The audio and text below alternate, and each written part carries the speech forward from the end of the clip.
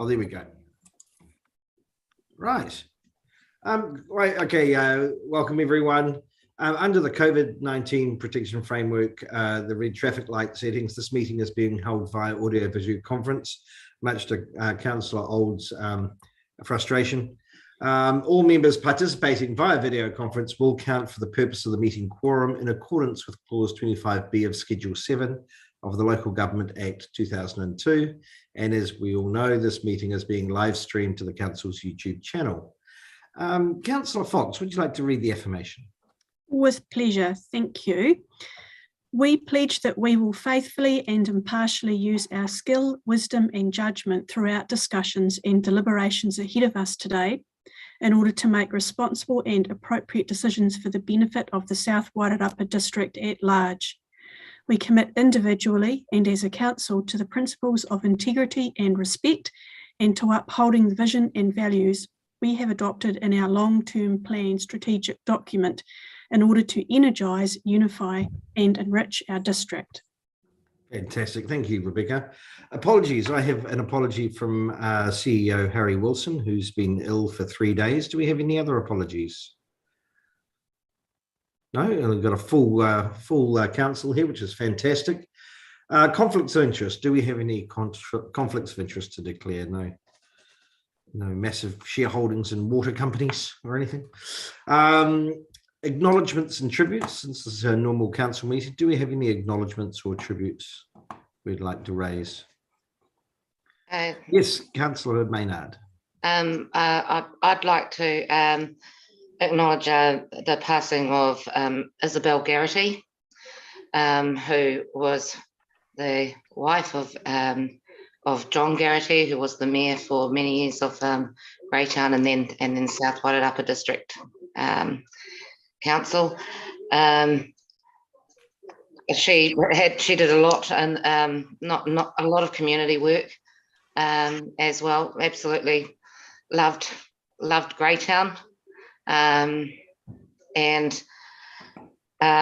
she was when I was first inaugurated into the council back when I was 15 years old as a town crier, she was always available to be one of our chaperones when we went around as the town criers. So spent a lot of time with her, and she was just a wonderful lady. So yeah. Excellent. Thank you. We'll note that. Councillor Olds. Yeah, thanks. I've just been informed about the death of Gary Baker. If many of you will know who Gary was, I just received that, so I'd like to acknowledge his passing and his contribution to both South Wairarapa and Carter District Councils. Fantastic. Thank you, Councillor Olds. And Pam. I'd like to acknowledge the passing, there's three, of Robert Boyne. That's Tora's dad out at the coast, and Robert's farmed out at Tora for many years, winning one of the settlement properties out there. And I'd like, to acknowledge his contribution to our community as a whole and send condolences to the family. Yeah. Thank you, Pam. And Councillor Fox, you had your hand up. I did. I just also wanted to add to the notice for Gary Baker that Councillor Olds just raised. Gary Baker had been a very, very active member of the Greytown Fire Brigade for a number of years, responsible for training a number of people and very, very, very engaged. So his loss will be not just felt through council operations, but also very much in the incredible volunteer work that he did within New Zealand Fire Service and latterly Fire and Emergency New Zealand. Excellent. That's good additional knowledge to add. Any others? In which case we'll move on to A4 and A5. There is no public participation announced. Is that still the case, Steph? I'm going to... Yes, that's still correct. And therefore A5, no actions. Any extraordinary business that we want to add to the agenda? I trust not. This is an extraordinary meeting, but it's there if you need it. No, in which case we'll now move on to the substance of today's meeting, which is the use B1, the use of additional fiscal stimulus for Wellington Water Limited OPEX budget. Do we have a mover to receive this report? Thank you, Councillor Fox. Seconded, Councillor Maynard. All those in favour, please raise your hand. All those against, the motion is carried. Right, we'll now pass over to Mr. Corbett. Would you like to talk, and also Katrina, if you'd like to talk to this this report?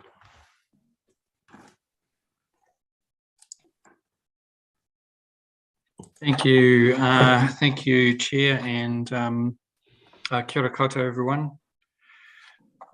Look, I'll take the paper as read. It's a fairly short paper. Unconstrained costs and our operating expenditure for Wellington Water are forecasted 1.1 million above the budget. The reasons for that are well outlined in the paper, and council has been looking for options to manage that overspend, and the suggestion that's made in the paper is that we use fiscal stimulus capital expenditure, which is available to us, move it into the OPEX line, and then manage the increased CapEx debt accordingly. And that's the suggestion that's on the table. The paper discusses that option, and there's a table there that deals with the impact of it. And we just seek your direction on that issue, please. I think I'll leave it there. Katrina, unless you've got anything to add, we will move to discussion. Yeah, no, nothing at this point. I think if we open up for discussion, and then as things come up, we can address them. If I could possibly start, then Jeppy, you're on. I mean, I'm going to have to state for the comment that apart from unplanned reactive maintenance, and it's a shame, and I would like council officers to look at the possibility of having an emergency fund, because unplanned reactive maintenance seems to be a regular occurrence, so that we should be looking at being able to rate for that within the period. But I am very disappointed to see inflation, labour shortages, complexity of jobs, and increased customer expectations being used by Wellington Water as a reason for an OPEX overload. We were very clear to the CEO of Wellington Water when he came to talk to us that we worked on an annual budget, and variations destructive to our rating system. And he promised us that he had it under control and had the money he required to see us through the year. And so you, Katrina, managed to cope and attempt to factor in intangibles and changes in interest rates and inflation, but Wellington Water does not seem to be able to. So while we are reacting to this and we're considering this as we must, going forward, we need to really settle this out with Wellington Water if we're going to continue this relationship. So there's my piece. Jeppy, Councillor Jepson. Totally agree with you there, Alex. Look, I've been right through and I can see why we have to use it. But I just got two questions. And one is, what does it mean if we don't take it up? And I guess that's a Katrina question. Mm-hmm. And secondly, do we need to, and you touched on it, Alex, have a fund that we can contribute to, because this won't be only in water, it'll be in roading and other things in the future. So Katrina, just on the first one. Mm-hmm. Sure. Thank you, Councillor Jepson. So the decision that council needs to make, first of all, is whether they are comfortable with, well, we're not comfortable with the overspend, but it is out of our control at this point.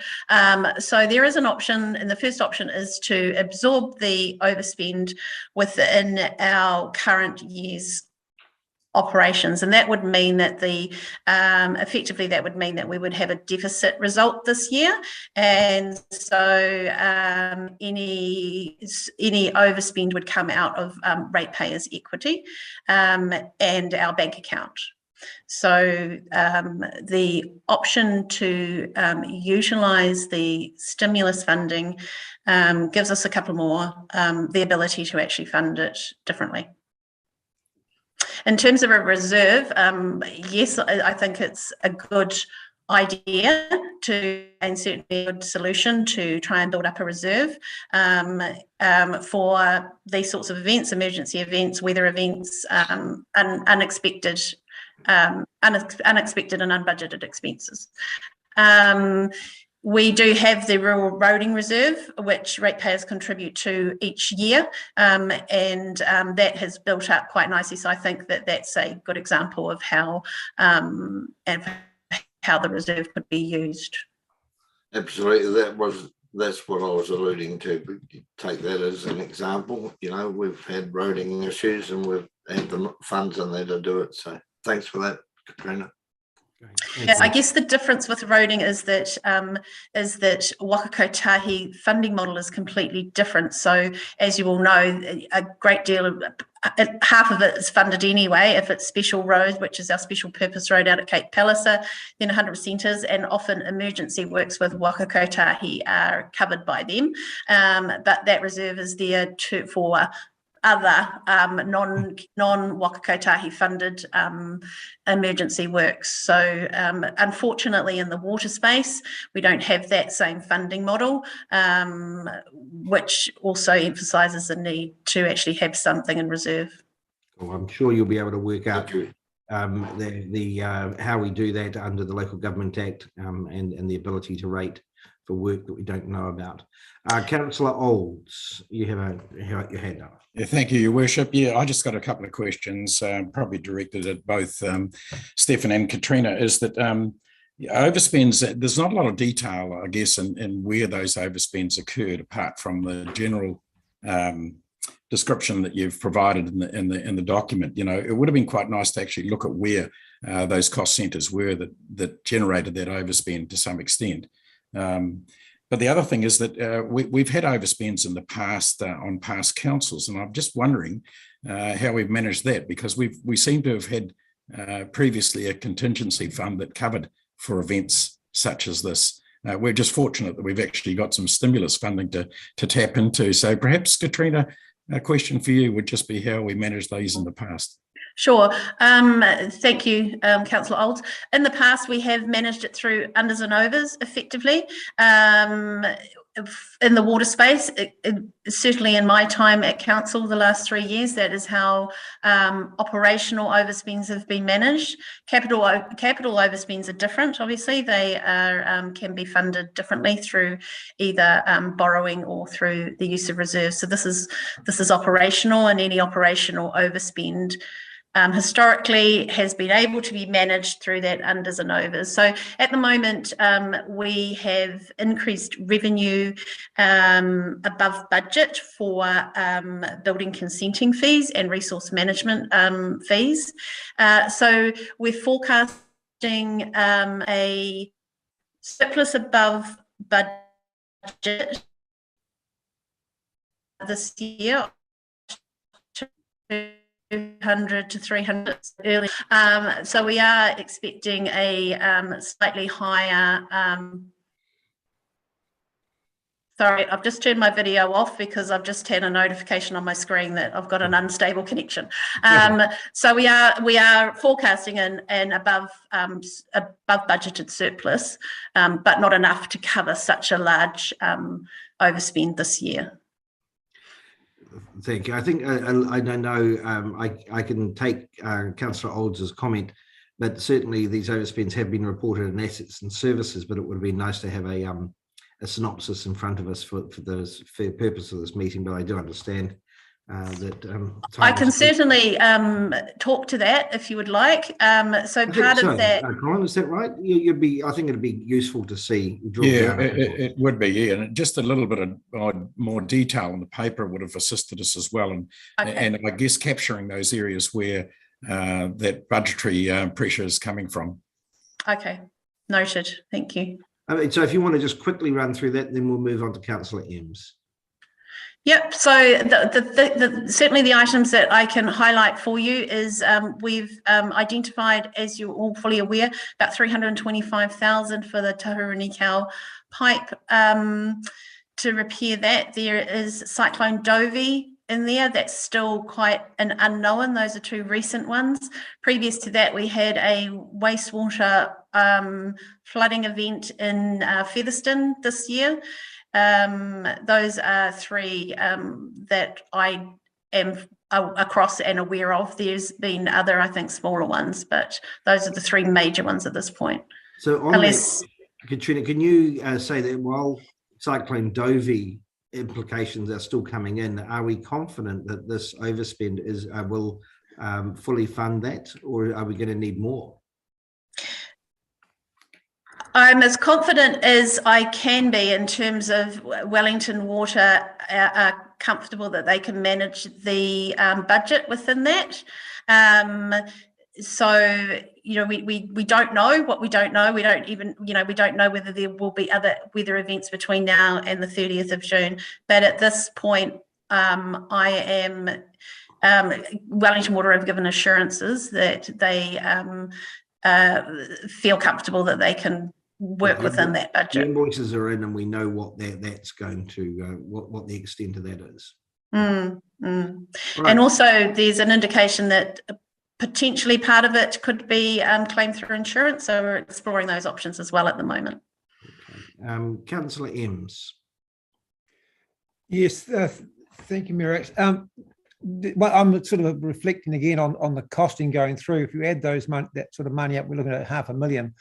So there's obviously another $500,000 gone somewhere else. And I'm really concerned about the notes C and D, where we talk about meeting minimum compliance monitoring requirements. So are they trying to say they were not meeting the minimum compliance regulations before? I'm just concerned. Are we behind the 8 ball already before we start? Or is this money going in so that we can become compliant with the wastewater treatment requirements? Yeah, and I think this speaks to what I said as the frustration where events are still we're still seeing cost increases. Katrina or Stefan? Yeah, I think this might be Stefan or Gary. Thank you. Yeah. So, thank you.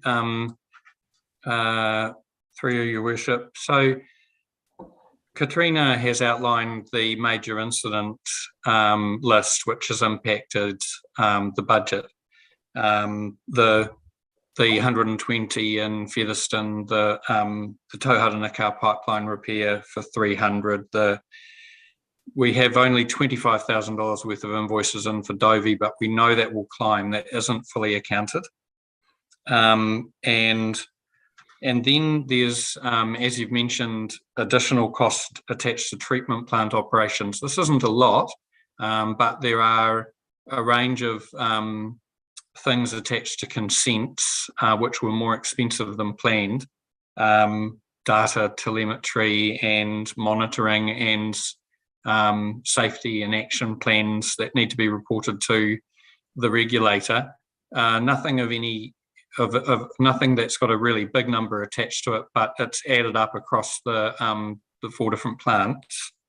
And then in addition to that, I might just draw your attention to the increased costs in unplanned maintenance. So if you, I apologise, we haven't provided that detail here, we should have done that. But if you look at the way we're reporting to assets and services, you'll notice that faults right across the network are on the rise. So across drinking water, wastewater, and stormwater.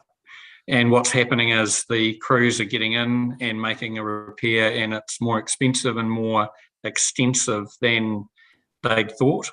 And often they are putting in additional valves and piping to try and prevent it happening again. And that, with the costs and labour that have been mentioned, is meaning these jobs are just costing more, and there are more of them, more jobs for Wellington Water to deal with. So, it's the sum total of all of those things which has led us to the situation that we're in with the overspend. Thank you. I'm just concerned, Yep. Stephen, the way it reads, it sounds as if we were not complying. And all of a sudden we had to spend this money to comply. I mean, I accept that there was weather bombs and all the rest of it, but it's an extra $500,000. If you read, as I say, C and D, it talks about minimum compliance. Now, I would have thought they would actually planned ahead for that, but it appears not. Yeah, and on that, are we also looking at future compliance costs and trying to slowly update them? As another thing I was thinking may be happening here. I don't know if you can answer that, Gary or Stefan. Through you, Mr. Chair, Gary here. The actual increased forecast costs are also to do with the new regulatory framework that we're working on. So with the new regulator to Mātou ROI now in place, there are a whole host of new rules and regulations that are to be followed. We were struggling to meet them without the new regulation, but there are a lot going forward now and they haven't all been defined yet, but Wellington Water have factored in those costs to meet what they expect to be coming right across New Zealand. So there are increased costs associated with the new regulations. Okay, and to add on to Garrett, then I'm just going to ask: at what point was Wellington Water going to update council laws as to this $500,000 and also forward planning on additional cost escalations? Were we going to get informed of this, or do we have to have it coming through council officers at the last minute? Through your chair, so all of the any potential change to the long-term plan budgets must be advised to council and councillors through the annual plan process. So where you see uplift, potential uplift in out years and future budgets, whether it's on the CapEx or OpEx side, that will be visible to you through the annual plan process. Certainly, it might be signalled prior to that through the reporting to assets and services, also through the fiscal information. Okay, Gary, hold that thought. You might have another question, but we're going to move on to Pip and we'll come back to you. Okay, Pip? No? You carry on then, Garrett. Well, just one thing. Just if we all know we were being alerted to the new regulating authority coming in. That was no surprise. We knew about that a year ago. So I'm just concerned that we didn't actually pre-budget, knowing that there's going to be a new regulator coming in and the new regulators are in place. We seem to be behind the 8 ball all the way. I'm sorry. Yeah. Because we're not getting the information. I think we're not being told what's going on. Yeah, thank you. I'll be raising this with other councils as well, just to see if they're in the same boat. Councillor Maynard. Oh, thank you. Just with regards to that, so what was the stimulus funding originally planned for? Why did we get it? Okay, I can answer that if you want. But that's just my first question. That's just my first question. This has been reported at a number of council meetings, but it was the first stage, and it was initially factored in as a COVID recovery by Minister Mahuta, where we would be given a certain amount of money to be used as a fiscal stimulus within our water industry. There were no fish hooks or ties to do that, but we would promise to talk with the government regarding Three Waters. So that 2.4 million, I think we got it, and it varied. I think Hawke's Bay got 50 million, was to non-planned or on LTP works. It must be spent on something in addition to your long-term plan. And it was entirely up to us on where we would spend that. And it had to be spent by the 31st of March of this year, which was extended to the 30th of June during the time period. Excellent. And my understanding is that it didn't necessarily have to be used on water. Is that correct? No, it must be used on water. but it could, you're getting confused with the upcoming proposed stimulus package, which didn't have to be used on water. Sorry, I thought I was looking at the previous paper that with regards to this one. So perhaps I am getting it confused. But so if this had to be used on water, why is it saying, and we applied for it? I want to know why there seems to be a concern that this money now will have to replace it for something else. Okay, so okay, well, Katrina, you can probably, or Stefan, you can explain that. I think that's. I thought it was pretty clear, but Stefan? Okay, thank you. I can probably talk to that. I'll just take my video off once again, just so that we don't lose me. Okay, so effectively what we are doing in reprioritising the stimulus funding from CapEx to OpEx. So Wellington Water had this program of work that we had agreed to for the stimulus package. Majority of that was CapEx, and they have either got that work they've either spent the work or got the work underway. So they've committed to spending the whole program of work.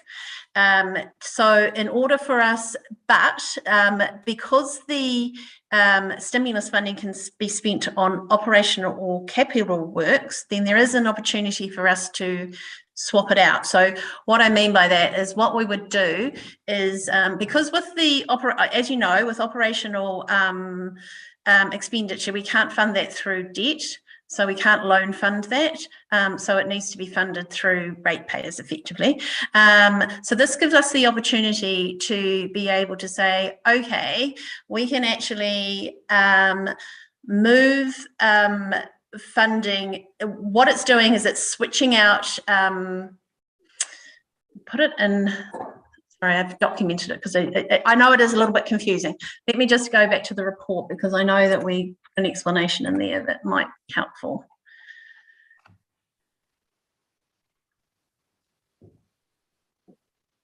Right, okay, so the way that we've explained it in the report is that what it's doing is it's moving the capital funding of $1 million from the stimulus program of work into the council's capital program of work, and then it's putting that $1 million that's come out of stimulus into our operational budgets. So what that means is that money that is now, we've now got a hole, I guess, in the council CapEx budgets because they've spent the $1 million, but we haven't got any funding for it now. Yeah. So the only saving grace on this, Pip, is the fact that this CapEx money that this change will fund was not part of our LTP, so it's not a recurring item. We do have a concern, which is why we need to go back to Wellington Water regarding this overspend that's not on emergency and work that out for the next annual plan. But really what we are doing is saying Wellington Water has overspent and we've got no budget for it, and short of putting up rates, we need to use some of our reserves. And we're just so lucky that we have this money to play with. So by using that as an example, Alex, by saying that we had that money, that's why I'm a little bit confused. But if that hadn't already been targeted for something, then I'm not quite sure why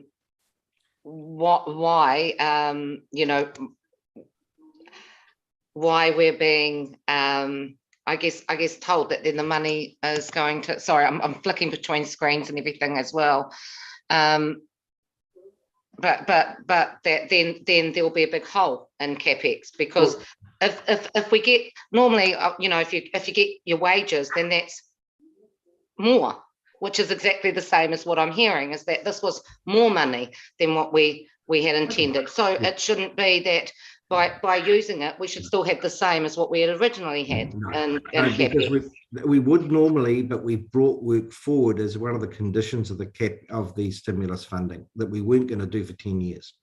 So the crucial thing on this, Pip, is that the government's letting us change our plan in retrospect, and other councils have done this as well. And if we don't do this, It's not a nice situation to be in, because normally an annual plan will go and our budgets will go to plan.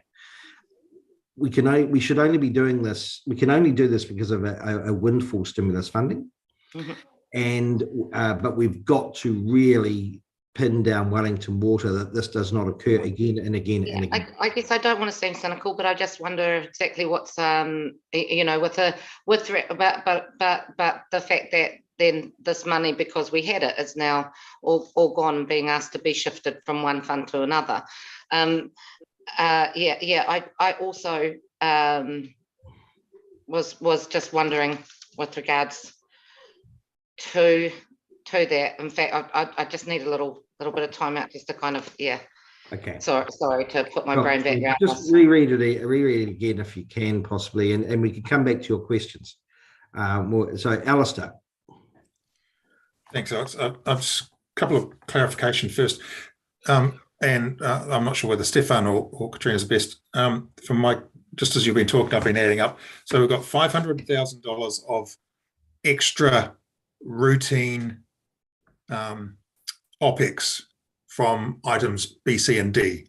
Would that be correct? And the other 500,000 you're asking for is from the unprogrammed disaster fund, for want of a better term. Does that make sense? It certainly makes sense to me. That's the way I read it. Stefan?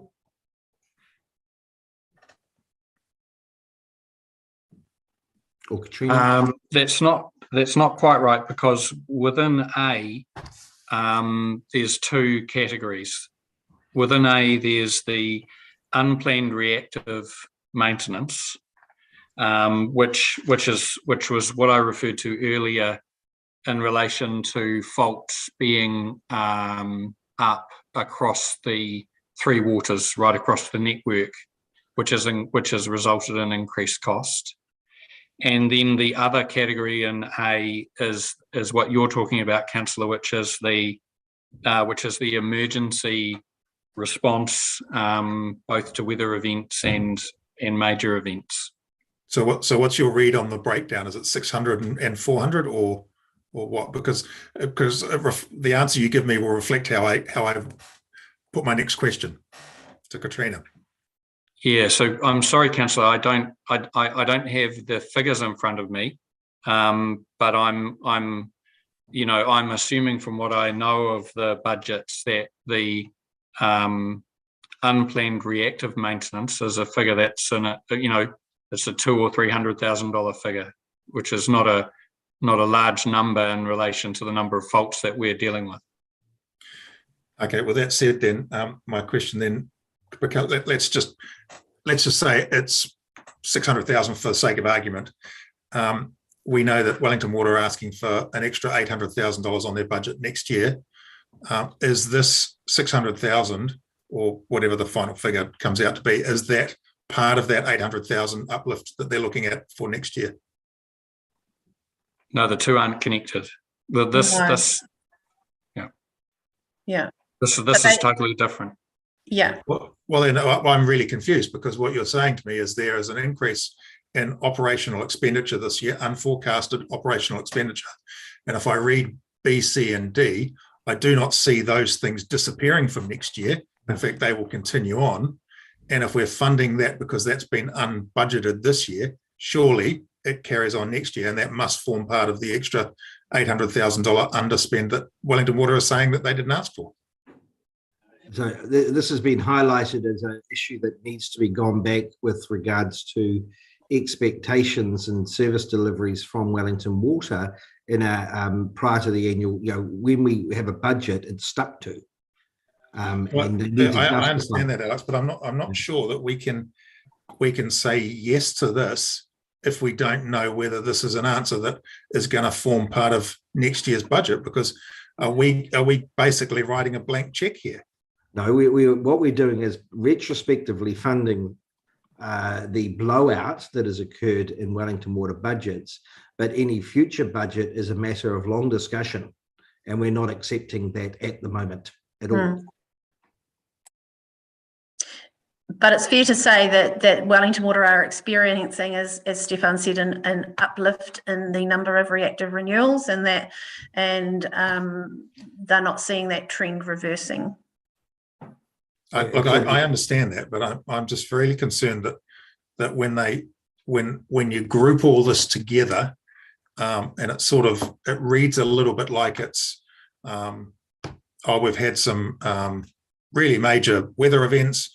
Oh, by the way, we didn't forecast that we needed to run a plant because of this change and that change, and we've grouped it all together. To me, it's, as Alex and others have already said, it's a fundamental problem with the way Wellington Water is communicating with us. And there's no way to mince that. And if you guys can't answer the questions, then it's a fundamental problem the way they're communicating with you as well. I think we've highlighted that already, Alistair. Okay. I'll just move on then. The other point is in the discussion paragraph 3, option B. There is a very misleading line in here that says council is eligible to receive no worse off funding during 22-23 we are not eligible to receive it, and it creates a very bad impression with the public. That is dependent upon Three Waters going ahead. I think this was done prior to our meeting with some opinions, so I think we could have that changed to May. I've highlighted that as I would prefer it gets taken out completely, because it will give a misleading impression to the general public who were not party to the conversations we've had. Okay. Any part of that needs to be removed, because it is not available to us until the government says it's available to us. Yeah. So we will note an objection to the to the wording in 3.1. Sorry. Yes. 3.3 subpara B, option B. Yep. Cool. And I'll come back to the fiscal hole we have if we do this at a later date after other people have asked questions. Okay, cool. We've still got a lot of hands up. I'll note you down to revisit. Councillor Fox. Thank you.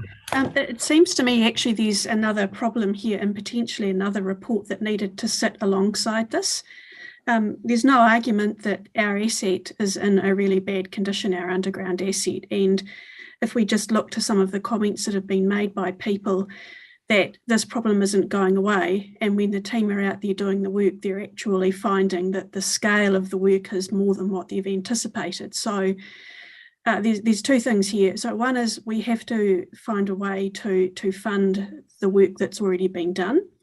But alongside this, what I really need to see to have confidence, firstly, that we can maintain public health standards in our supply for our people, is that we actually have a full understanding of what the asset condition scores are, and a very, very clear note and indicator of what the potential things are that are going to go bang in the night, because our system is vulnerable at the moment, and there are other parts to this which I think any weather event, or even the guys just turning out to do what appears to be a routine P1 event in our towns, could actually end up being, a lot bigger and cost a lot more. So we're actually, I feel, trying to put a Band-Aid on a problem right now, which is, the horse is already bolted, we've got the blowout, but my major concern sits on the fact that we may say yes to this, but what are we going to say next yes to? Because we've still got a major network issue there, and I don't have confidence that we've actually got the information at the moment to run longer term with this. I appreciate there's a problem and we need to deal with it, but I cannot see that in the absence of information we're not going to have this conversation again in 6 weeks' time, and I do genuinely mean that. Thanks, Rebecca. And in fact, part of the stimulus funding was to do with an asset management plan where we actually understood the life and condition of our assets. And do we have that? And it was certainly, we as it says in the report, was delayed due to COVID, as was a lot of things. But really, we should be seeing that by now. And I guess that's the point that I'm leaning towards. So we were meant to have that asset management plan and that condition scoring across the network, alongside the fact that the stimulus funding was actually meant to be used for leak detection work and actually reprioritising some main renewals and other things in the network. So we don't have that information in full, and I think that there's another report that needs to be commissioned really quickly that goes alongside this one as well.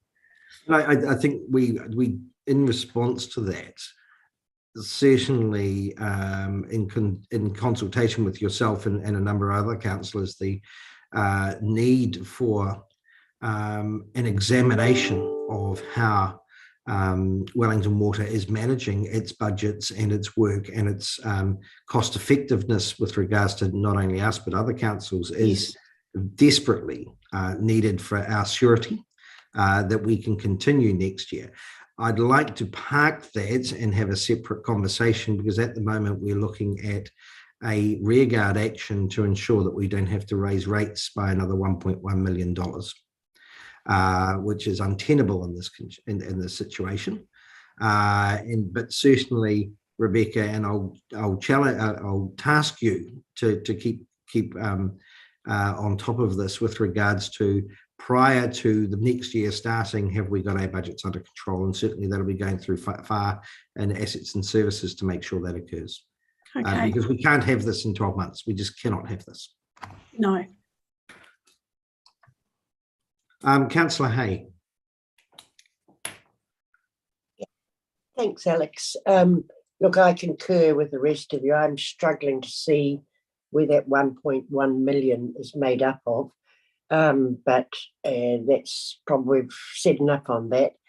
Can you just confirm for me, maybe Katrina, so of the 2.4 million fiscal funds, it is all allocated, and I looked at the appendix, but it is due to be spent by end of June?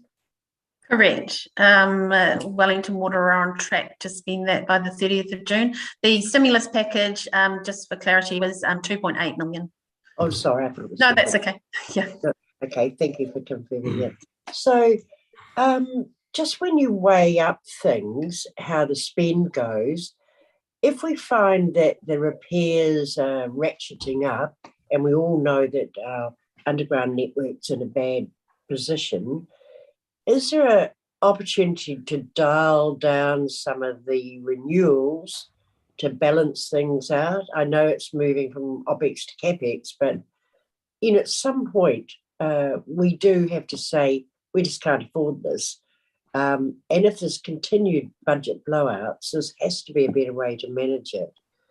But I know that's tricky to do, move from CAPEX to OPEX, but is there any way we can, if we're doing our 6-month budget review and we look at the next 2 quarters, is there any way we can move some renewal programs into OPEX? Is there any way we can rejiggle that? No, unfortunately. There's nothing we can do about that. Yeah, I think we've got to be very careful here going forward that we don't fall into the trap of many councils around New Zealand where we compromise our asset health at the expense of doing the right thing at the right time. I'm just, this, to be fair, this is not just this year. It happened last year when there were budget blowouts. It's just an ongoing situation. So just, there was another question I had. So in terms of moving, so you say the stimulus funding, they don't mind whether we spend it on OPEX or CAPEX. Can you just clarify why we can't pop that 1 million directly into OPEX, why it has to go into CAPEX and then refund the million back into CAPEX? So it is going straight into OPEX. So it's coming out of the capital program in the stimulus funding and going into the operational program in the current year's budgets. But that leaves because Wellington Water have already spent effectively or committed the $2.8 million, they need to, if they're transferring $1 million that effectively they've already spent into our operational program of work, then they need to backfill that CapEx. Okay, Yeah. Which So incidentally, just where it on would that- have come from in the first place if we were running a normal non-stimulus budget. Yeah. So just on that note, one of the points is 2 point, sorry, you talk about funding through loans, and talking about the impact on interest and so on. Over what period, you haven't said there what period you take the loan out for? Oh, my apologies. We based it on a 20-year loan and an interest rate of 3.6%. So that is an annual cost of $76,000. That includes principal and interest. So the principal portion sits in the loan redemption reserve, and obviously the interest gets paid to our funders. So just on that note, if we did go down that route, so you take out, say, a 20-year loan, then how do you factor in increased interest rates and so on? And what's the normal renewal date for the interest? Sure. Generally speaking, our loans, we take out our loans for quite short terms, so 3 to 5 years.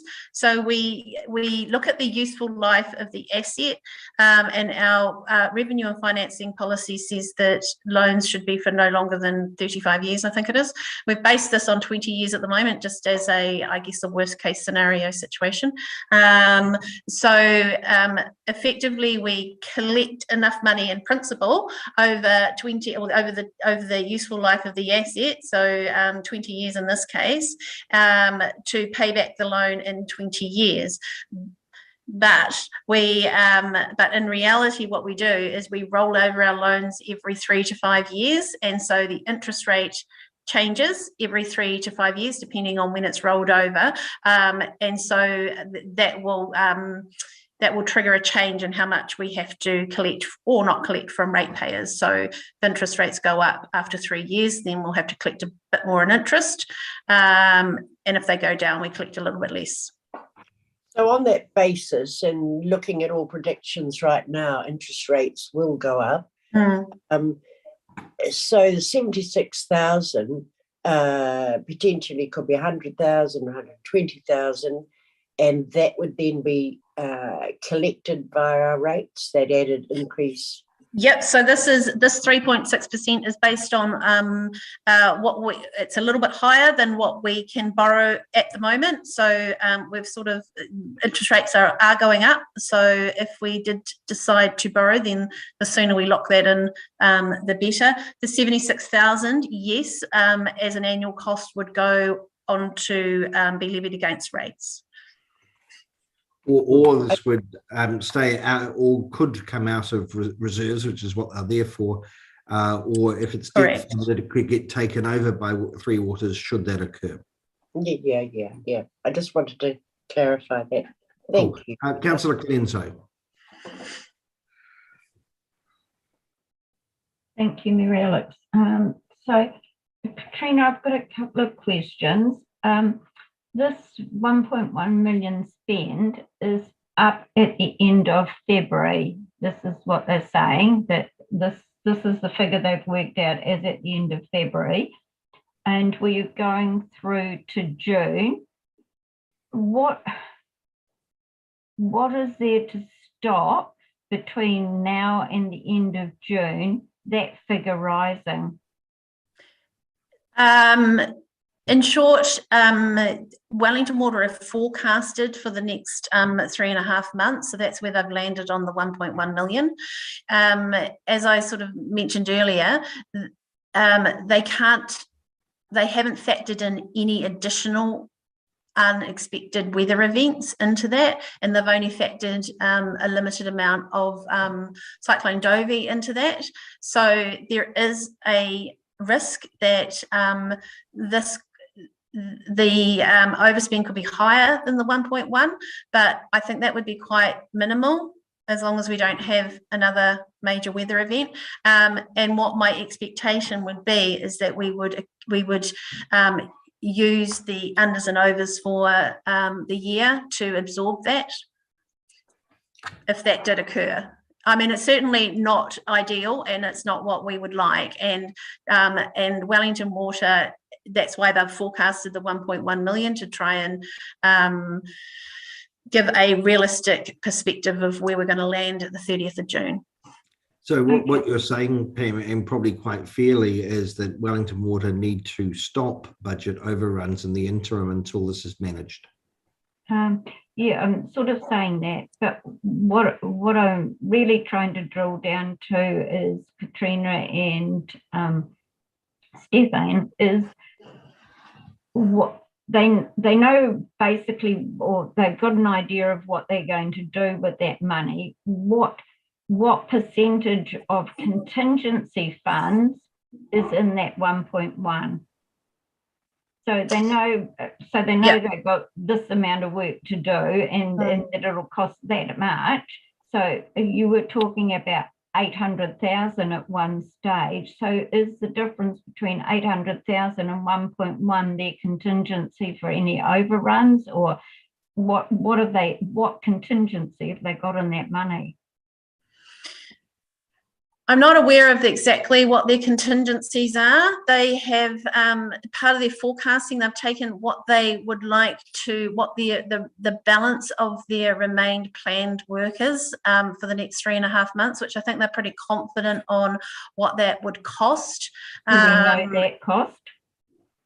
I don't know, not off the top of my head. We would have to go back to them. Then they forecast based on history what the reactive renewals will look like. So, sorry, reactive maintenance, I apologise. So they know that in our network space, we spend about $100,000 a month. So they will have built that into the next 3.5 months of costs as well. Yeah, I'm sorry, I just don't have any confidence at the moment. Because I don't see any knowledge about what they predict the things are going to cost, B, what the contingency is, and C, for them delivering on that figure.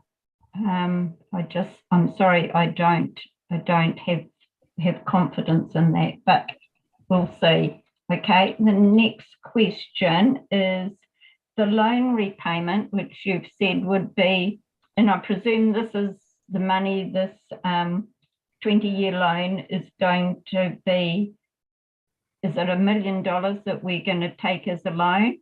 Correct.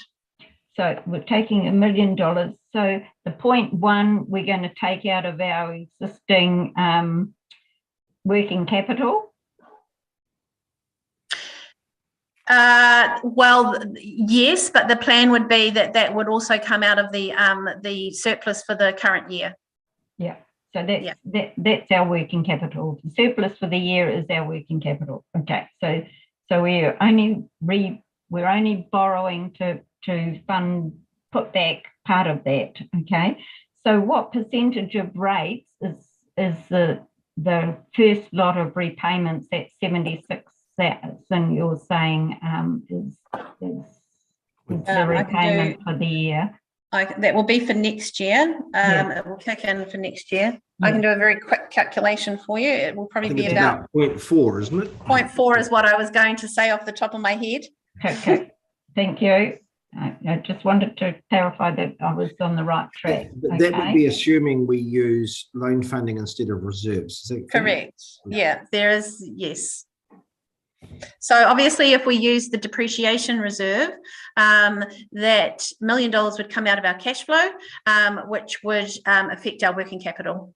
Yeah, I know, but if we use that depreciation reserve, we have to somehow put that money back into it, because that's the money that we use for any capital works that need to be done. And if we don't have sufficient money in that reserve or that fund or that account, then if we have a major event, we just don't have the money to be able to cope with that, which is not what I would like to have. If I can just, I do have some figures around the water component of the depreciation reserve. So at the end of this year, we're still forecasting that it's going to be 4.2 million. So that's 30th of June 2022. That will rise to 4.8 million the following year and 5.4 million the year after that. And by the 30th of June 2025, 5.7 million. So obviously, if we chose to approve the stimulus and fund it from the depreciation reserve, those balances would decrease by $1 million.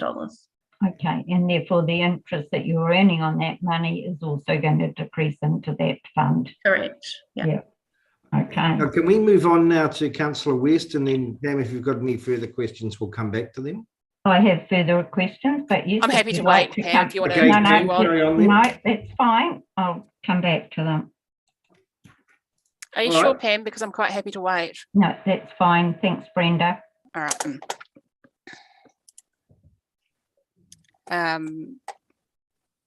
Where do I start? So on the report, we have got a note there, note number 4. Note that this will need to be replaced with additional CapEx funding of $1 million. So in my mind, and please correct me if I'm wrong, that $1 million is coming out of our ratepayers. Is that correct? Is that a fair assumption? No. Then, it would. Okay.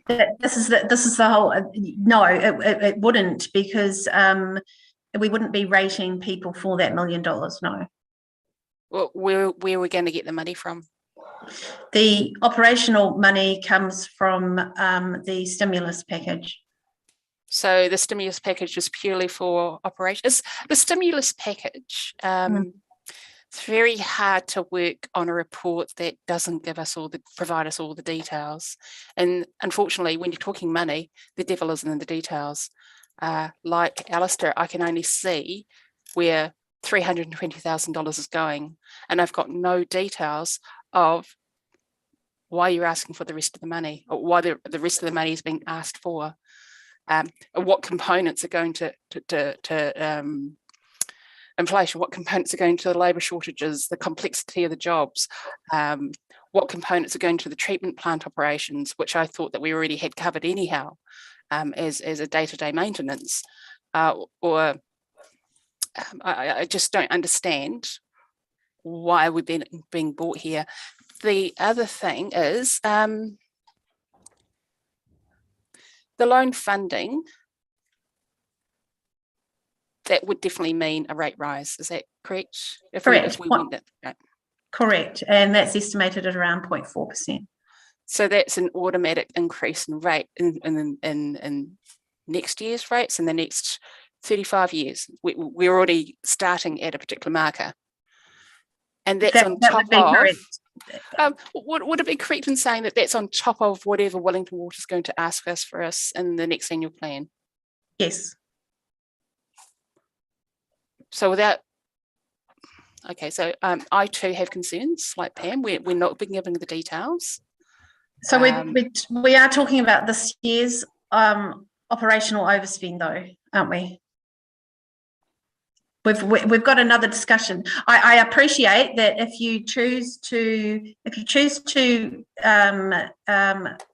go ahead with the what's outlined in the report, and you have two options around reserve funding or debt funding. If you chose the debt funding option, then yes, you are committing ratepayers to an uplift in rates in outer years. That is correct. But if you chose the reserve funding, then you wouldn't be. So I feel like we're being cornered into making a decision without being given the complete details.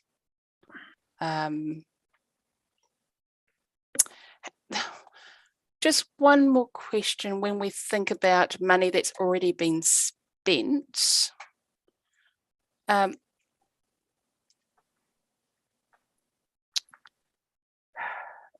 there was discussion about things that they brought things forward from other timeframes.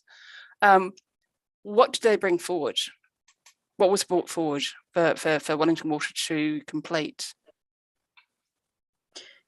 I don't have that detail, but Stefan or Gary may have that. Are you able to help out there, Stefan? What was brought forward and why was it brought forward? Isn't that Appendix 1 that's attached to the agenda, into the report? Okay, again, if we have a look at the appendix, there isn't that many details. Again, there's no money attached. There's a lovely little drop that has got lovely colours in it, but there are no financial details in there. Where are the financial details? Katrina, were these reported through assets and services, the financial details of the breakdown of the stimulus funding which was agreed by council? Stimulus funding has been agreed by council, yes. Yeah, thank you. Yeah, so it's all part of previous documents. Correct. Which is all very, very nice, but it is very nice. This is a public document. This is a public document. And as a ratepayer, when I'm looking at this, I don't know what I'm looking at. Do I then automatically, oh yes, assets and services, let's go to that meeting and have a look at those notes. Oh yeah, that's right, it was discussed in another meeting. Sarcasm is being noted. However, you should be abreast of this because you have access to all the information. There is information that our public is not also afforded to either. And sarcasm, you haven't heard it yet. But again, I'm completely frustrated and I love the way that you do that, Alex. It looks really professional. But I have no confidence and I'm really frustrated when I'm brought into a meeting to make a knee-jerk reaction and being cornered. I don't like it. I don't like it at all. That's all I have to say. Thank you. Councillor Maynard.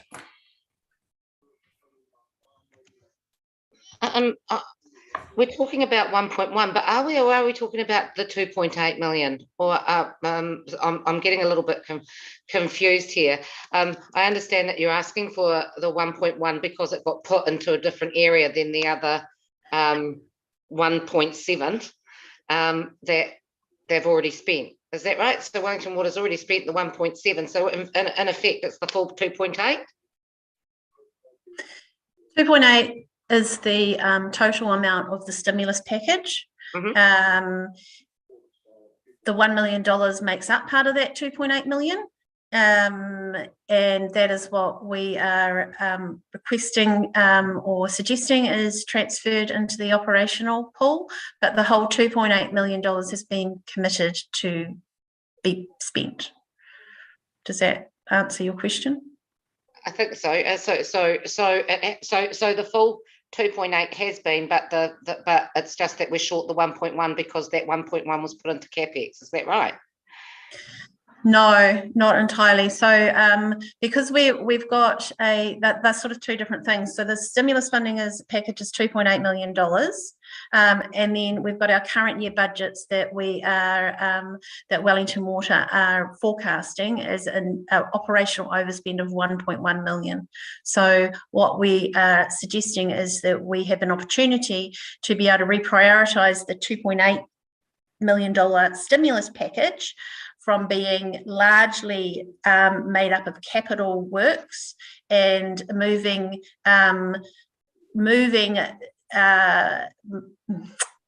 is probably not the right word, reprioritizing it so effectively we are moving $1 million of capital expenditure out of that program into the council capital program of work,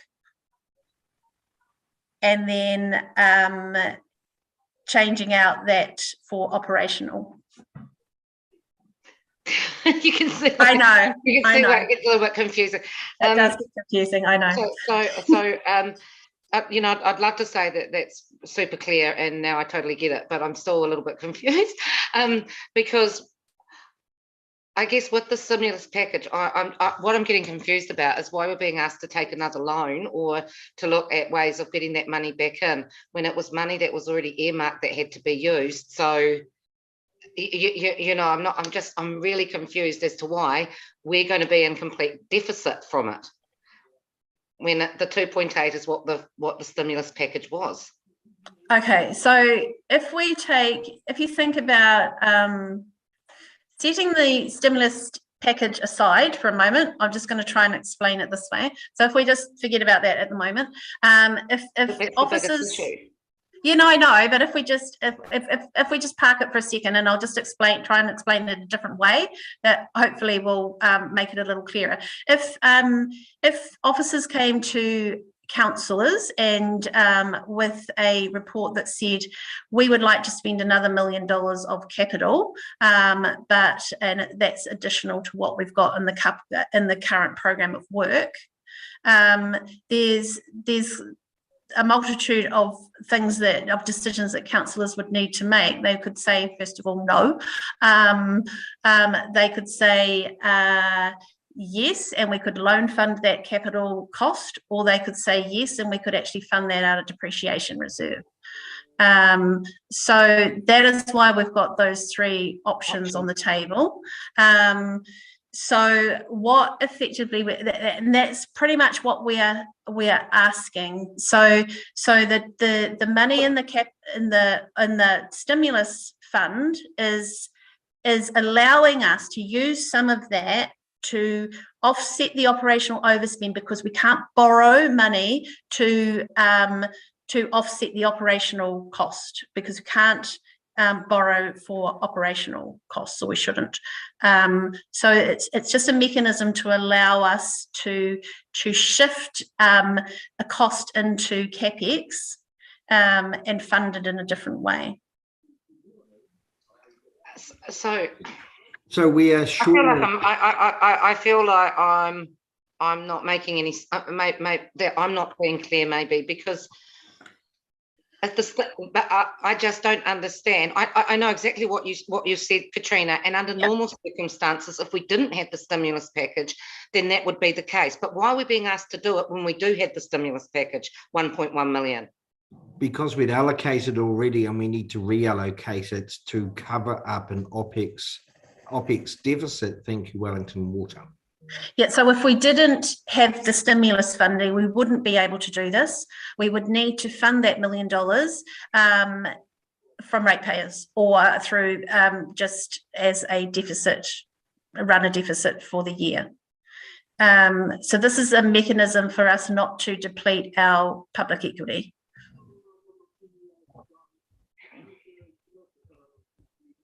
Okay. Cool. Not really.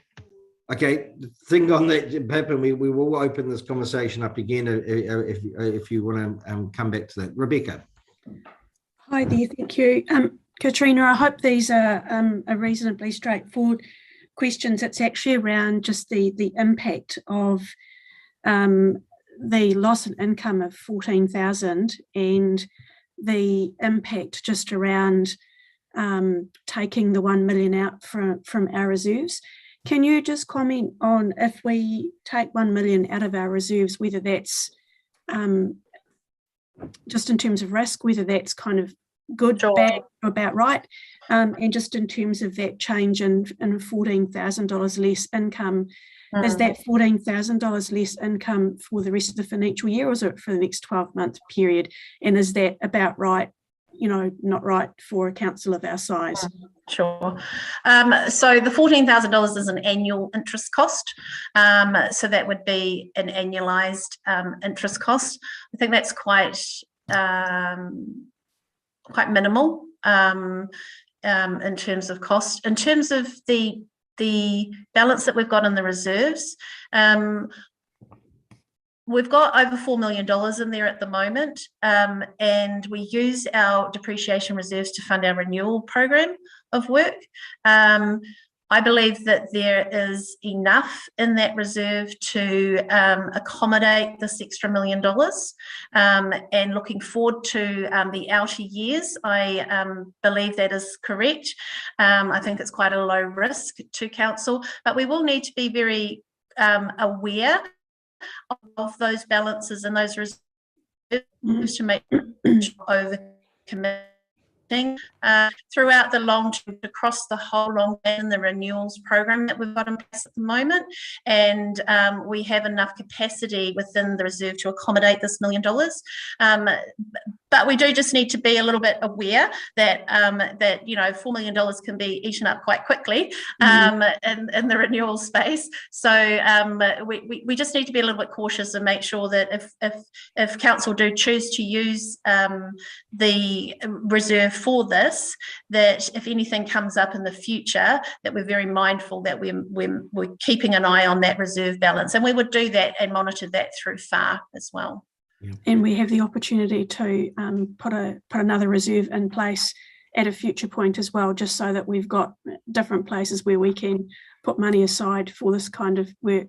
Absolutely. So that would be I would propose that would be a different reserve. That would be a reserve that was for more emergency works, not for renewals. Yeah. Totally appreciate that. Thank conversation you. Follow on for that, Rebecca, would be that $1 million would be replaced and added to over a 2-year period. That's what I was thinking as well. So, from a risk point of view, it actually reads quite well. And it also does. I mean, you correct me if I'm wrong, but this is why we have reserves. Yes. As well. Buffering. Councillor Hay. Hi, thanks, Alex. Katrina, can you just remind me of the reserve balance as of July 22? Certainly. Just a moment.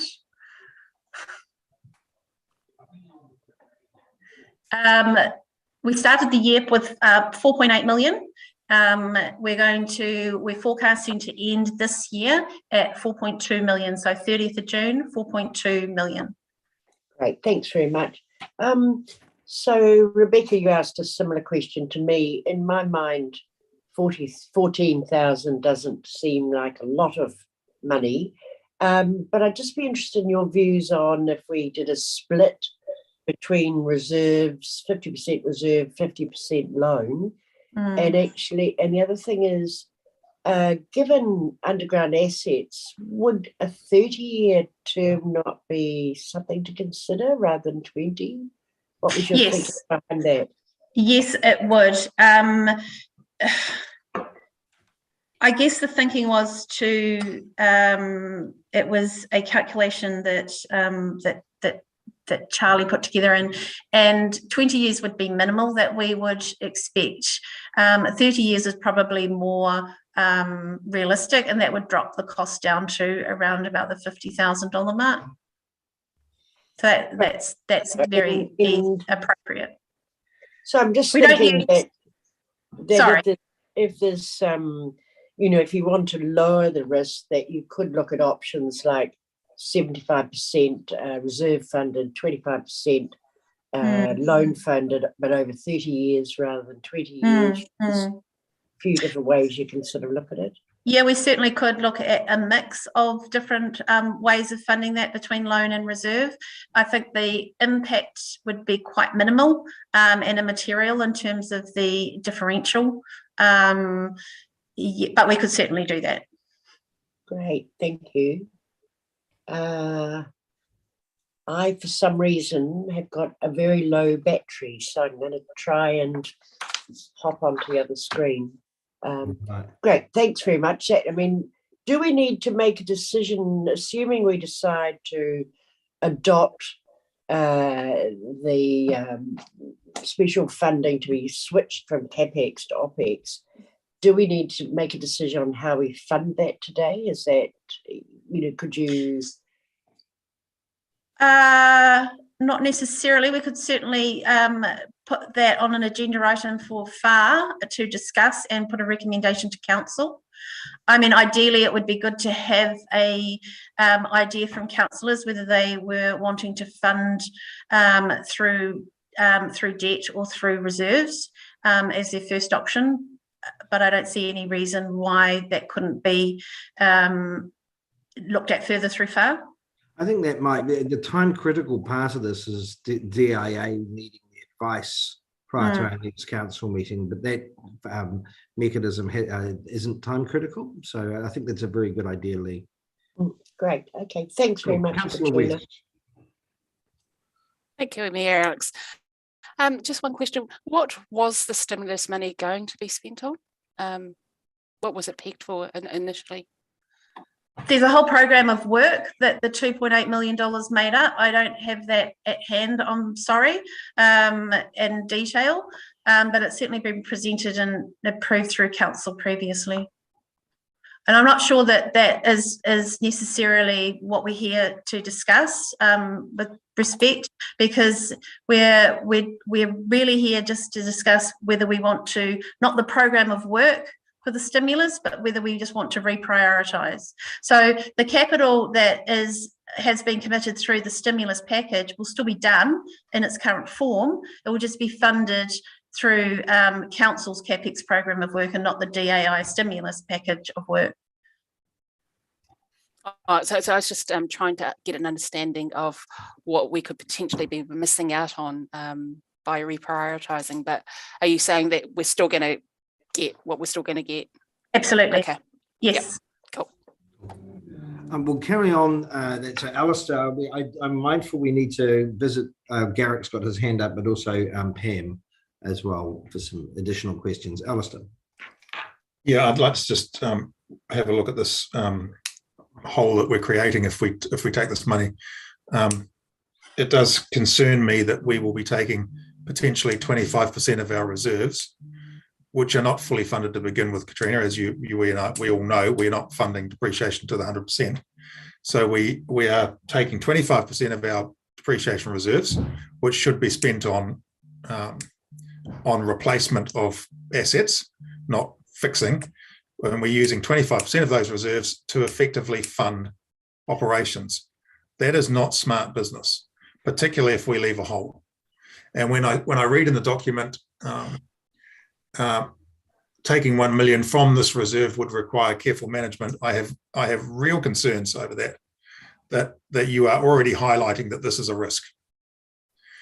We already know that we don't have enough money to do our capital replacement program anyway, and what you're suggesting here, or one of the options, is to rob Peter even more. So if we do this, we can't afford to have a hole. We can't afford to take 25% of our reserves out to fund operations. And as difficult as it is, we need to backfill that hole. It's just the way it is, because we already know we want to increase our capital works, not decrease them. And if we take this money out, that means we're going to be decreasing our capital returns already in a broken network. That's not smart. So if based on the current long-term plan program of work for renewals, that is what I've based the balances in the depreciation reserve on. So based on that, on the current program of work for the next 10 years in the renewal space, then we do have enough. We don't fall below $4.2 million. Oh, well, it would be $3.2 million in that reserve. But I do take your point that, the more money that we can spend in the renewal space, the better. And there is, there's never enough money in that space to do the work that's required. I think everybody around the table is of the same view that we need to be increasing our capital replacement program rather than decreasing it. And so whilst you might say over the next 10 years, we've got another long-term plan coming up in 2 years, where I dare say that we'll be going, actually, we need to accelerate this because our asset is, as Rebecca has rightly pointed out, is actually just broken. Yeah, I think that's a big question for the next annual plan and long-term plan. No, we have to make the decision now because we're talking about robbing funds out of it. We're talking about using robbing's a very emotive word there. Oh, okay. Yes, what we are doing, we've made no bones about this. We're fixing a problem. Thank you, Wellington Water. And we're trying to ameliorate the rates increase this year as a result of an unexpected bill from Wellington Water. And it's not ideal at all. But what we want to do is use our reserves correctly. Could I just make the point though, Alex? We keep blaming Wellington Water for this. Wellington Water did not create the problem we've got. No, vehicle. right? So Wellington Water is actually trying to repair the problem to the best of their ability, and we may not like how they're doing it. We might have some issues about communications and so on and so forth. But let's be frank, they did not create the problem. You know, there was a reasonable expectation that inherited a damaged, broken network. Yeah. Cool. Right. Sorry, have you got any responses to that, Stefan or Katrina, or are we good to move on to Garrick? Thank you, through you, Chair. I just wanted to respond briefly to a number of councillors' comments about what exactly is the composition of the overspend, if that's all right. Just really quickly, I just feel as if I haven't done a good enough job of that in the paper or verbally, and I'm just feel as if I should just quickly run through it for you, if that's okay. So just to be clear, it's a couple of $100,000 on large incidents, and we know the nature of those incidents. The biggest one was the mains overflow in Featherston some time ago. It's then you've got this unplanned maintenance line, and they calculate on a historic basis on how much they think they'll spend. It's $100,000 per month, but they're spending a lot more than $100,000 per month because the network faults and call-outs across the network, across all of the three waters, is rising. And so I'm calculating, as I said to Councillor Plimmer, between 200 and 300,000 for the rest of the financial year, based on a vector above that 100,000. Then you've got 300,000 for the Tauharanakau pipeline, the critical line that supplies Featherston's water. Then you've got, we've got 25,000 in on Cyclone Dovey, but we know it's going to be more than that. That is only the initial accounting that's come through from Wellington Water. We suspect it's more in the region of 100,000 and perhaps more. And then that leaves you this mop-up figure of around 200,000, which is to do with new consenting and regulation, new regulation, spread across a whole range of wastewater treatment plants and drinking water plants. So that's in broad terms where your money is going, where the money is going, with just a little bit more detail. I'm sorry that wasn't really made clearer for you before it came into this meeting. Thank you. Cool. Thank you, Stefan. Garrick. Yeah, just a quick one. And now, Katrina and Stephen, thank you very much. I think we've been forced into a position here, and when you reread this report, the forecast of over expenditure was updated to 1.1 million at the end of February. So basically looking here and saying, we're trying to solve a problem in 15 days, which has been growing for, I don't know, months. Once again, I mean, I'm not defending. I'm not taking on board this Wellington Water is clean whistle and all this. They knew this was building over the period of time. Did we not get a warning shot before now that we're going to be looking at something like 1.1 million at the end of February? Because I really don't think. I don't think we've had the knowledge, and I think that our staff have been sitting there saying, honestly, did we know? Apologies, Garrick. Apologies. Oh yeah, no, I think Lee's fixed it now.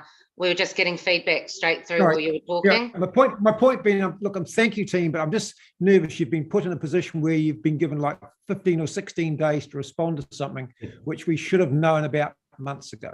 Stephen, would you like to respond to that with regards to the warning you're getting from Wellington Water regarding cost overruns?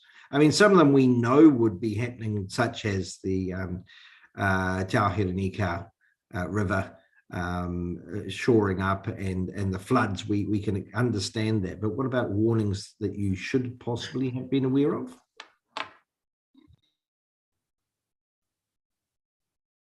Oh, you're on Zoom. Yeah, thank you, Chair. I think it's fair to say that Wellington Water had been signalling an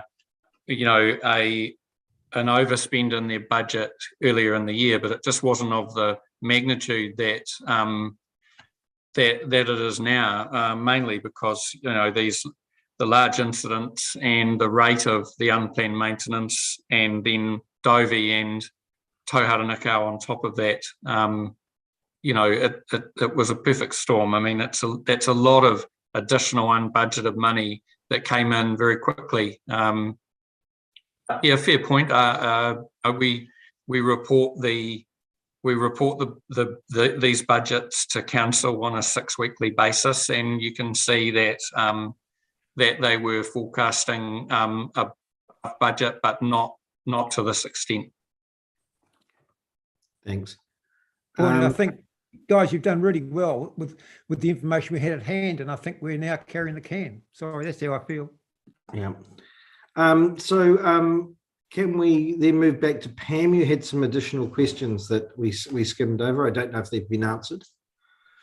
Thank you, Alex. I won't ask the additional questions that I was going to, but I would comment just a couple of questions, if you don't mind, Katrina.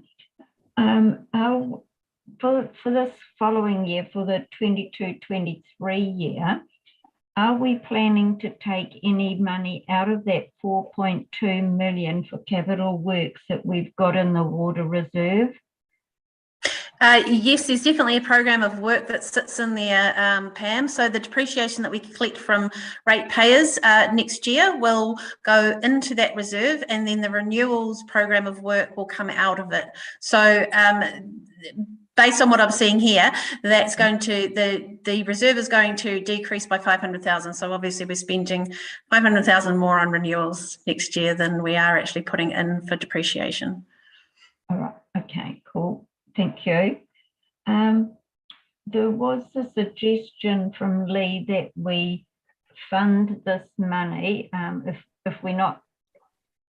we take this out of and swap the stimulus money over, then to replenish that reserve, that we only take 50% out of that and do a 50% loan.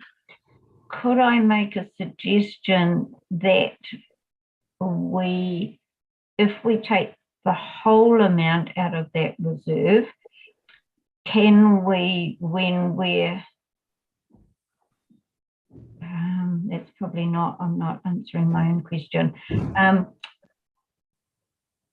What I'm trying to ask is there any way of delaying that decision about loan funding that money till we see what we actually need out of that fund?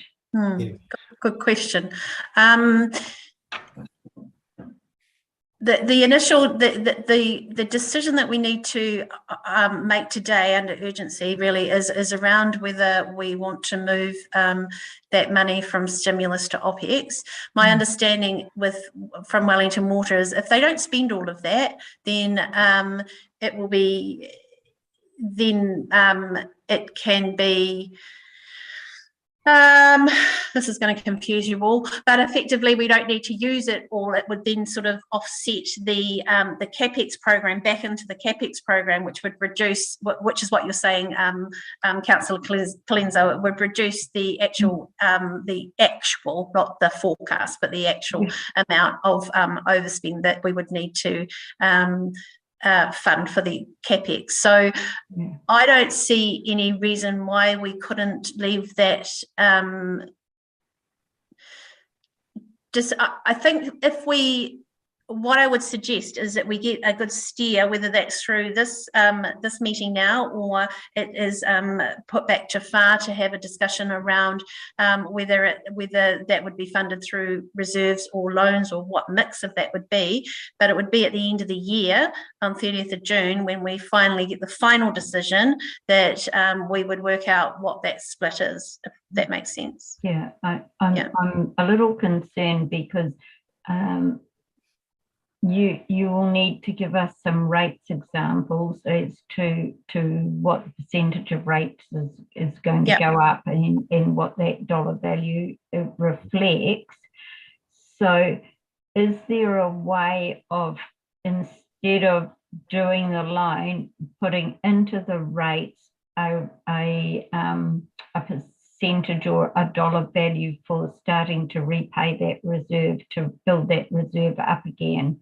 And and then if we find that we have an emergency in water, then we loan that money to cover that emergency. So it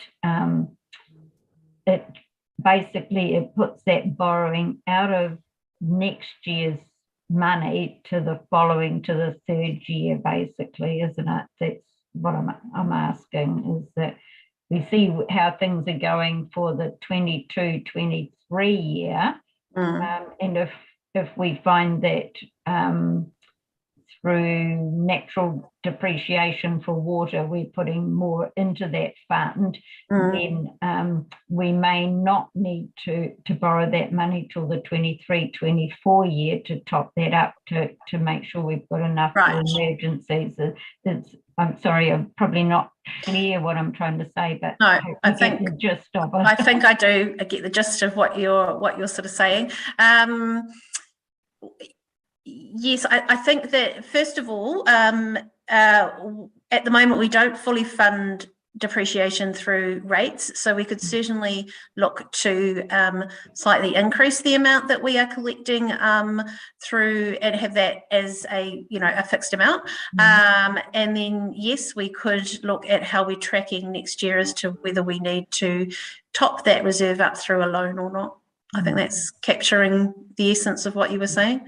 Yeah, the only issue I have is that our reserves, in whatever form they take, are our equity for our ratepayers' equity for doing council business, and I just don't want to see us ending up with a shortfall or making things so tight that that causes even more stress than what you and the team are already under.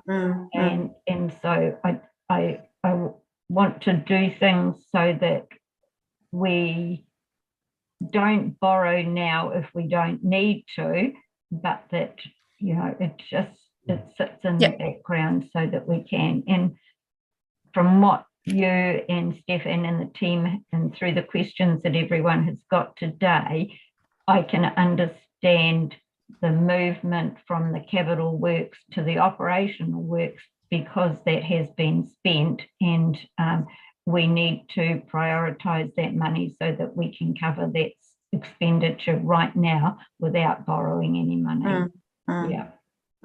So thank you for all the work that you and everybody else has put into this, and councillors for their questions today to clarify things. So I think out of that, when we come around to resolutions, we could also propose that as passed through FAR before coming to council for a recommendation. But it'd be nice to have a prompt as opposed to a delayed answer to that if we do go down that path, so that we know where our rates are sitting. Councillor West. Just a quick question for Stefan. Thank you for going through those details of where the stimulus money was going to be spent. However, I find it difficult that we're paying for Tauhara Nikau twice. We've just confirmed at our last meeting on the 23rd of February, we confirmed that we would spend $325,000 already, and now they're asking for another 300,000. Is that my understanding of how it works, or can we have some clarification over that? My understanding, and my CFO will step in and save me if I'm not right, is that that unbudgeted expense is drawn out of the OPEX budget, and that there isn't an additional amount of money available to draw on. So does it? But with it's not additional, Councillor West. So the 1.1 million forecast includes the 325 for the Tauhara Nikau pipe that you approved the other day. So it's not double counting. It's included in the 1.1. Cool. I suppose for future reference, if we could have those details, then we're not. Yeah. No, that's all. That's all. Thank you. Yeah. Councillor Maynard. whichever way is decided ongoing, is there a way to actually get a proper breakdown from Wellington Water of the expenditure of this money that we're being asked to put forward on the, at the end of the year, the full breakdown of the money that has been spent from this, basically from the stimulus package. So can we? It is okay. I can see Stephen. We can certainly request that from them. Yeah. I think it's really, really important, because what I'm hearing is that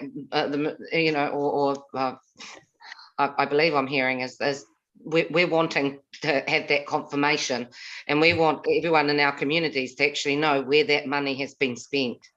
Cool. So we could do a note on that we have a full breakdown of the cost overruns to be supplied after this meeting. I understand that some of our councillors actually have some pressing engagements, and I'm just wondering whether or not we're comfortable with going to discuss actual resolutions, whether they're passed or not, but are there any other burning questions we need to ask or discussion in order to formulate our opinion on the matter today? In which case, I will now go to the resolutions. Do we have a mover to note the unconstrained 3 water OPEX costs are forecast to be 1.1 million overspent in the financial year 2021-2022? So this is just a note. Alistair, you're moving that? Seconded, Councillor Hay. All those in favour, please raise your hand on that note. All those against? The motion is carried. So there we go to, do we have someone to approve that $1 million fiscal stimulus CapEx be reprioritised into the South Wairarapa District Council OPEX budget to meet the forecast overspend? Do we have someone move that? Councillor Olds, seconded Councillor Jepson. All those in favour, please raise your hand. All those against? All those abstain? Oh, sorry, Councillor West. Any abstentions? If you could abstain me from both those, please, Councillor Mayor Alex. Okay, we have Councillor West abstaining from both. The motion is carried. Would you like to know? So I'm going to do a resolution based on a discussion and from Pam as well and from Lee that we refer to the FAR committee for a discussion and recommendation regarding the funding of that CapEx to be either by loan or reserves. So Lee, you can turn yourself off mute and you can. Sorry, I'm not sure what this is. Oh, where's she gone? Oh, she's pushed the wrong button. Alex, could we go note 4? Can you hear me at all? Mm-hmm. Yes, Lee? Can you hear me? I can hear you. Yes? Yes, I can hear you. I can't hear you. Okay, do you want to just... Okay, I'm going to go back to Alistair's comment and then hopefully Lee sorts herself out. Alistair? Can we just note that this will need to be replaced with additional CapEx funding of 1.1 million, and that FAR is to investigate options for this and report back to full council with their recommendations. Cool, I think we'll just change that to 1, not 1.1, but apart from that, I'm happy with. Thank you. What I was going to say, if you add on to that, maybe, Alex, a mixture of reserve and loan funding. I think we'll just ask for recommendations from FAR as to the method of funding of the extra additional $1.1 million CapEx. That gives you leeway within FAR. Okay, so would anyone like to move that we refer the options for funding of the $1 million CapEx to FAR for recommendations to council? Moved Councillor Colenso, seconded Councillor Plimmer. All those in favour, please raise your hand. All those against, all those abstaining. Councillor West, the motion is carried. Guys, thank you. It was a good discussion. It's confusing. It's a complicated when we move into the finance area, but thank you for your patience. And Councillor Fox as well, thank you for your time out from work. Thank you all. I declare the meeting closed, everyone. and thank you staff for attending. Yeah, absolutely. Thank you. Bye. Bye.